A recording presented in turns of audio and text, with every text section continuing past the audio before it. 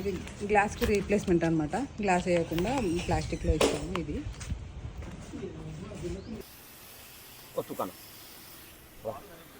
చూడండి, ఇలా ఫిట్టింగ్ అవుతుంది.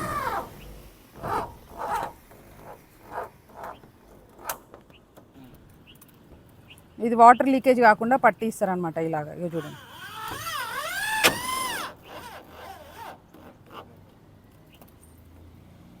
ఇలా ఇంతమంది వర్క్ చేస్తే అవుతుంది. ఇది అయిన తర్వాత ఫస్ట్ ఇప్పుడు రైలింగ్ వర్క్ కావాలండి. రైలింగ్ వర్క్ అయిన తర్వాత పెయింటింగ్ కావాలి. పెయింటింగ్ కంటే ముందు రైలింగ్ వర్క్ కావాలి. ఫ్యాబ్రికేషన్ వర్క్ అయిన తర్వాత మనకు లైటింగ్ కావాలి. లైటింగ్ వచ్చిన తర్వాత దాని మీద పెయింట్ వేస్తాం. దాని తర్వాత మళ్ళీ ఫ్యాబ్రికేషన్ షీట్ మొత్తం ఫినిష్ అవ్వాలి. ఫినిష్ అయిపోయిన తర్వాత లైట్స్ పెట్టాలి. లైట్స్ పెట్టిన తర్వాత వాళ్ళు ఏమైనా డెకోర్ పెడితే డెకోర్ చేయాలి.